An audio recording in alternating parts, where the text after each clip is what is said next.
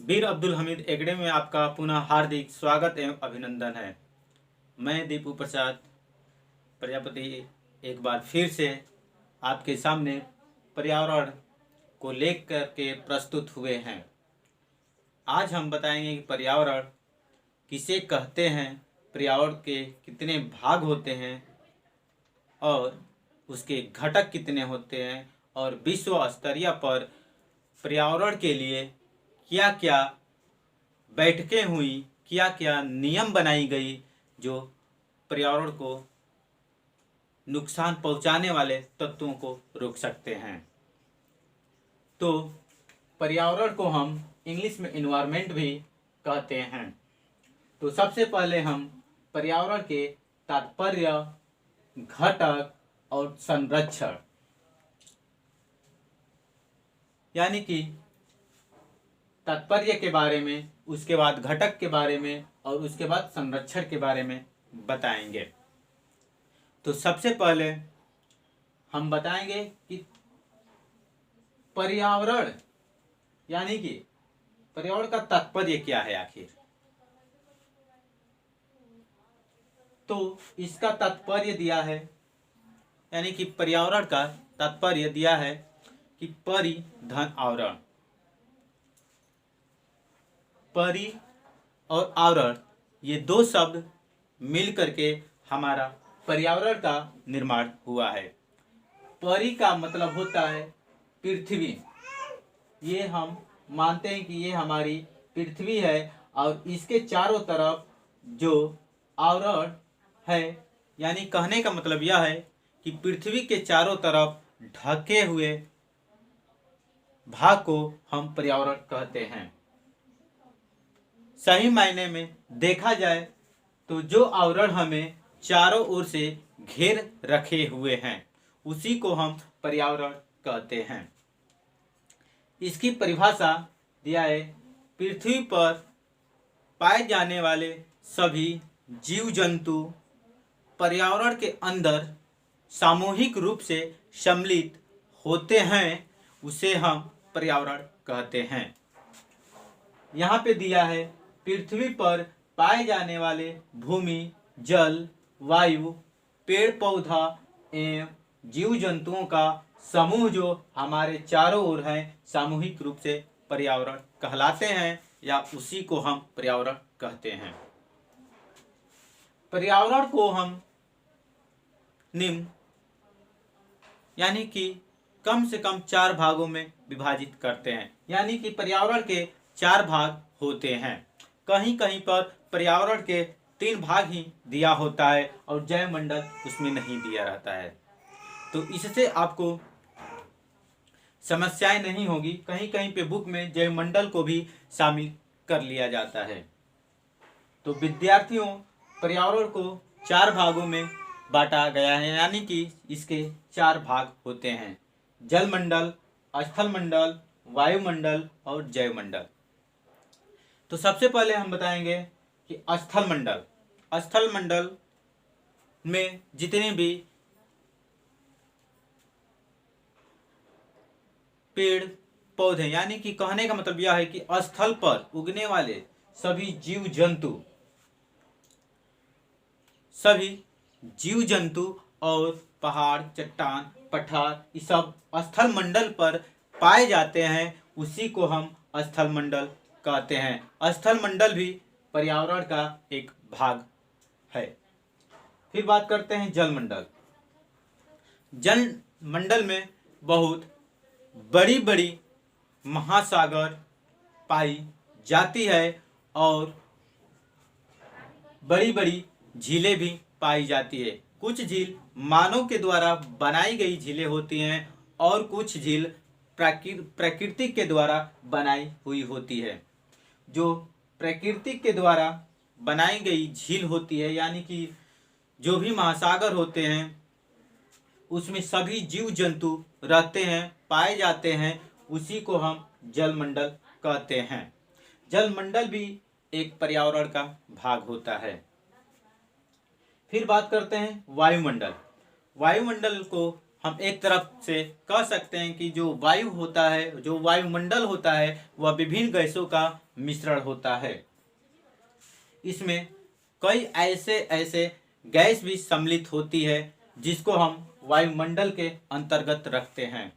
वायुमंडल भी एक पर्यावरण का ही भाग होता है। फिर बात करते हैं जैवमंडल। जो जैवमंडल होता है वह भी एक पर्यावरण का भाग होता है, लेकिन जैवमंडल का सीधा नाम दे दिया गया है। जैवमंडल का तात्पर्य है जहां हम जीवन व्यतीत कर सकते हैं, अर्थात जहां हम अपना जीवन जीने के लिए उपयुक्त हो सकते हैं। जैवमंडल का यहाँ पे इस चित्र के माध्यम से बताया गया है कि जहाँ पे स्थल मंडल, वायुमंडल और जल मंडल पाया जाता है वहीं पे हमारा जीवन संभव हो सकता है। अर्थात ये तीनों चीज अगर नहीं पाया जाएगा तो हमारा जैवमंडल यानी कि हम जो जीवित रहते हैं वहाँ पे हम लोग नहीं रह सकते हैं। यह भी जो जैवमंडल है, जैवमंडल एक पर्यावरण का ही भाग होता है। बात करते हैं पर्यावरण के घटक यानी पर्यावरण के घटक के बारे में कि पर्यावरण के घटक कई प्रकार से होते हैं। तो पर्यावरण के घटक मुख्य रूप से दो प्रकार के होते हैं। एक होता है जैविक घटक, इसको इंग्लिश में कहते हैं बायोटिक, और एक होता है अजैविक घटक और इसको हम इंग्लिश में कहते हैं एबायोटिक। और कहीं कहीं पे इंटर के किताबों में यानी 12वीं के क्लास में दे दिया है कि पर्यावरण के घटक 3 होते हैं। एक होता है जैविक घटक, एक होता है अजैविक घटक। अजैविक घटक को हम भौतिक घटक भी कह सकते हैं, और एक दे दिया है ऊर्जा। वैसे हमें ऊर्जा को नहीं पढ़ना है, लेकिन कहीं कहीं पे अगर आ जाता है ऊर्जा तो हम ऊर्जा को भी उसके पर्यावरण के अंतर्गत सम्मिलित कर सकते हैं। तो बात करते हैं जैविक घटक और अजैविक घटक। जैविक घटक जिसको इंग्लिश में कहते हैं बायोटिक। जैविक का मतलब होता है, इसको एक तरफ से समझने के लिए हम रख सकते हैं सजीव। सजीव का मतलब होता है कि जहां जीव जंतु, पेड़ पौधे आदि वनस्पति रहते हैं उसको हम जैविक घटक मान लेते हैं या जैविक घटक का दर्जा देते हैं या जैविक घटक कहते ही हैं उसको। फिर बात करते हैं अजैविक घटक। अजैविक घटक को हम एक तरफ से निर्जीव मानते हैं। निर्जीव में आते हैं आपका जल, वायु और अनेक प्रकार से इस निर्जीव में सम्मिलित होते हैं जिसको हम अजैविक घटक कहते हैं। एक तरफ से घटक, पर्यावरण के घटक को हम एक तरफ से हम दर्शा सकते हैं कि पर्यावरण के 2 प्रकार से घटक होते हैं। एक प्राकृतिक होता है तो एक मानव निर्मित होता है। प्राकृतिक में होता है कि जो चीजें प्रकृति के द्वारा दी जाती है, जैसे प्रकृति के द्वारा हमें धरती दिया गया, यह हमारा एक प्राकृतिक संसाधन है जिस पर हम अपना जीवन यापन करते हैं। यह प्रकृति के द्वारा ही हमको दिया गया है, अर्थात जिस पर हमारा जो हमें सीधे प्रकृति के द्वारा हमें मिलता है, जैसे पेड़, जल, वायु, वन, वनस्पति, मनुष्य इत्यादि, उसी को हम प्राकृतिक वस्तुएं कहते हैं। मानव निर्मित वस्तुएं का मतलब होता है कि मानव द्वारा जो भी कुछ बनाई जाती है मानव निर्मित वस्तुएं कहलाती है। कुछ चीजें मानव ने बनाई है, जैसे हम एक तरफ से कह सकते हैं कि मानव के द्वारा बनाई गई कई प्रकार से झील है जो लगता है कि प्रकृति की ही देन है, लेकिन हम यहाँ पे मानव निर्मित में कह सकते हैं कि जो मनुष्यों द्वारा बनाई गई वस्तुएं होती है उसी को हम मानव निर्मित वस्तुएं कहते हैं, जैसे सड़क, भवन इत्यादि। फिर बात करते हैं पर्यावरण के संरक्षण के बारे में कि पर्यावरण के संरक्षण क्या है, विश्व स्तर पर इसके क्या उपाय किए गए हैं। तो विश्व स्तर पर इसके निम्नलिखित उपाय किए गए हैं।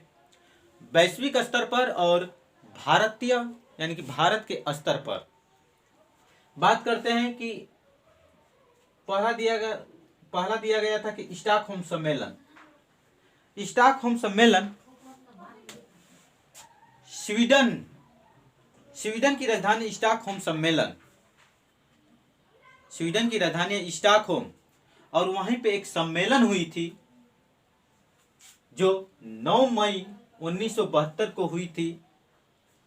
इसलिए हुई थी क्योंकि द्वितीय विश्व युद्ध के बाद हमारा जो पर्यावरण था वह बहुत ही उस समय जो था पर्यावरण की जो दशा थी वह बहुत ही खराब हुई थी।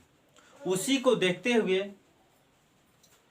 स्टॉकहोम सम्मेलन की एक बैठक हुई थी और वहां पे कई देशों के लोग आए थे और उस क्लाइमेट जो थी, वहां की जो क्लाइमेट थी, उस जलवायु परिवर्तन के खिलाफ उस बैठक में कुछ कहा गया था। वह जो बैठक थी 9 मई 1972 में हुई थी।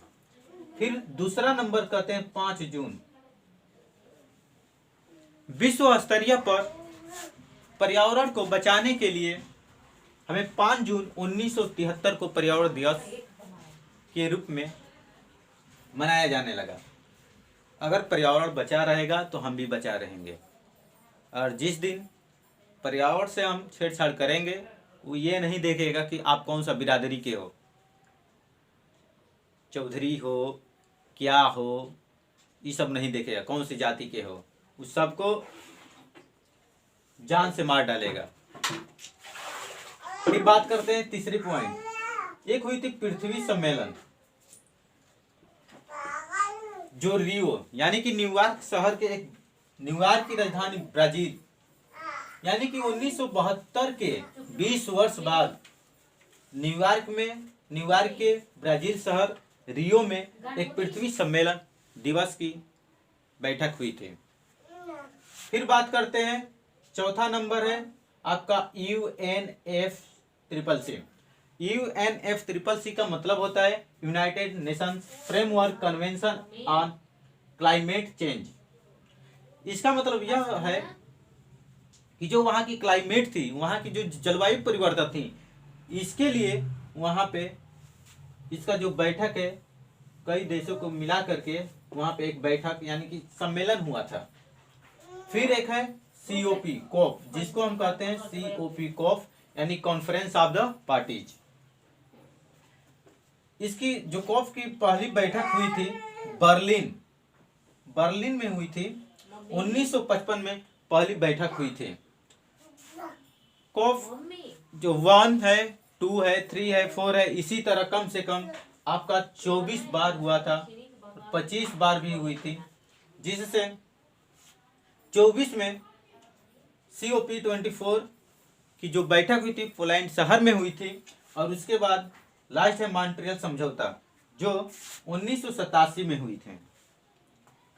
फिर 16 सितंबर ओजोन दिवस के रूप में मनाई जाने लगी। ओजोन दिवस का मतलब यह है कि उसमें जो पर्यावरण जो हमारा अशुद्ध हो चुका था, पर्यावरण के चलते हमारे ओजोन परत में कुछ छिद्रें हो गई थी, उसको बचाने के लिए वहाँ पे एक बैठक की गई, और उस बैठक में सभी देश के लोग आए हुए थे, और उसमें इस ओजोन के बारे में बातचीत हुई, और सभी लोगों ने कहा कि ओजोन परत को बचाना हमारा धर्म है और बचाया जाएगा। इसलिए 16 सितंबर के दिन ओजोन दिवस के रूप में मनाई जाती है।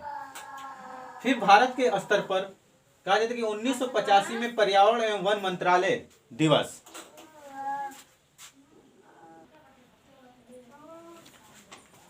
जैसे कि संरक्षण में भारत के स्तर पर पर्यावरण के बारे में कुछ वार्तालाप की गई थी, जो 1985 में पर्यावरण एवं वन मंत्रालय की स्थापना की गई थी। 1986 में पर्यावरण संबंधी संरक्षण अधिनियम लागू किया गया था।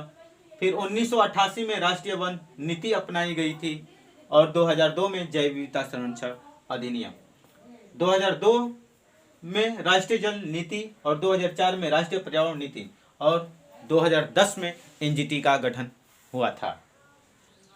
यानी कि इस पर्यावरण के कुछ प्रमुख दिवस भी है जो यहाँ पे हम इसको लिख दिए हैं। ये पर्यावरण से जितनी भी क्वेश्चन हैं यह परीक्षाएं में पूछी जाती हैं।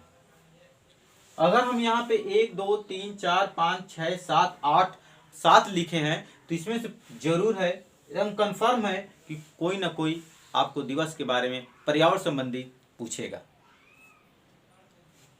तो यहाँ दिया है 2 फरवरी को विश्व नम भूमि दिवस के रूप में मनाते हैं और 21 मार्च को विश्व वन दिवस के रूप में मनाते हैं, 22 मार्च को विश्व जल दिवस के रूप में मनाते हैं और 22 अप्रैल को पृथ्वी दिवस के रूप में मनाते हैं, 22 मई को जैव विविधता दिवस के रूप में मनाते हैं और 5 जून को 5 जून जो है हमारा विश्व पर्यावरण दिवस के रूप में मनाई जाती है और 16 सितंबर ओजोन परत दिवस के रूप में मनाई जाती है। तो आज हम पर्यावरण के बारे में आज इतना यानी कि पढ़ चुके हैं।